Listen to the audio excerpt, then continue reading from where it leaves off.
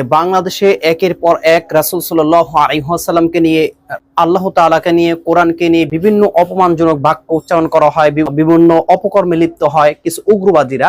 কিন্তু কি কারণে এটা বারবারই বিভিন্ন দিক দিয়ে ছাড় পেয়ে যায়, কখনো পাগল হয়, কখনো ভুলে হয়, কখনো আইডি হ্যাক হয়ে যায়, এই অজুহাতগুলো চলে আসে। পরবর্তীতে এরা আবার 2-1 বছর পরে বা কিছুদিন পরে আবার আরেকজন একই ভুলগুলো করে, তারা একই বাক্য তখন ঝাড়ে এবং সুশীলরাও কিন্তু তাদেরকে সাপোর্ট করে। আসলে এর সমাধান হচ্ছে না কেন? কেন বারবার মানুষ পাগল হয়ে, বারবার আইডি হ্যাক হয়ে, বারবার কিছু না বুঝে, বারবার পাগলের অভিনয় করে শুধু ইসলামের উপরেই বিদ্বেষ, ইসলামের উপরেই বিভিন্ন আক্রমণ করা হয়, তাকে আপনি জানেন। আর এটা কেন ধারাবাহিক চলছে, কেন এটাকে বন্ধ করা যাচ্ছে না? এর একটা মাত্র কারণ, সেটা হচ্ছে বাংলাদেশের সঠিক বিচার হচ্ছে না। কারণ মানুষ অপকর্ম করে, রাসূল সাল্লাল্লাহু আলাইহি ওয়াসাল্লামকে নিয়ে বিভিন্ন কটূক্তি করে, ইসলামকে নিয়ে কটূক্তি করে, কিন্তু পরবর্তীতে এর বিচার, সঠিক বিচার কিন্তু হয় না। তাদেরকে কোনোভাবে ছাড় করে দেওয়া হয়, কখনো পাগল, কখনো আইডি হ্যাক, কখনো বিভিন্ন অজুহাত দেখিয়ে তাদেরকে মাফ করে দেওয়া হয়। এই জন্যই কিন্তু এটা ধারাবাহিকভাবে চলছে।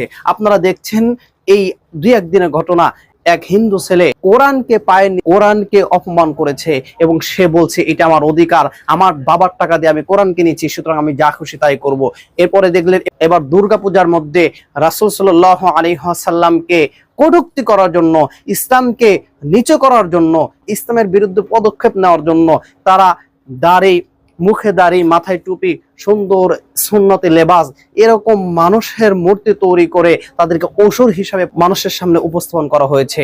সুতরাং এই যে তাদের একের পর এক ইসলাম বিদ্বেষ, এবং কিছুদিন পরে আবার বলবে এটা ভুল হয়েছে, ক্ষমা পেয়ে যায় এবং তার ব্রেন ঠিক থাকে না, সে পাগল হয়ে যায়, একই বাক্য ঝেড়ে বারবার আবার একই ভুল কেন করে জানেন? কারণ সঠিক বিচার হয় না। তাদেরকে যদি সঠিক বিচারের আওতায় আনা হতো তাহলে এরকম ভুল তারা আর করতো না। সুতরাং আমরা দাবি জানাই, বর্তমান সম্প্রতি যেই ঘটনা ঘটেছে, কোরআনকে অবমাননা করা হয়েছে এবং দুর্গাপূজার নামে রাসূল সাল্লাল্লাহু আলাইহি ওয়াসাল্লামের সুন্নাহ, বিশেষ করে ইসলামপন্থী যারা ইসলামকে প্র্যাকটিস করে, মুখে দাড়ি, সুন্দর জামা, মাথায় টুপি, এদেরকে দিয়ে অসুর বানিয়ে প্রদর্শন করা হলো। সুতরাং এর সঠিক বিচার যদি এবার না হয়, প্রতিবাদ করুন, মাঠে নামুন, এবং যতক্ষণ পর্যন্ত না বিচার হয় ততক্ষণ পর্যন্ত এই প্রতিবাদ, এই আন্দোলন অব্যাহত রাখুন।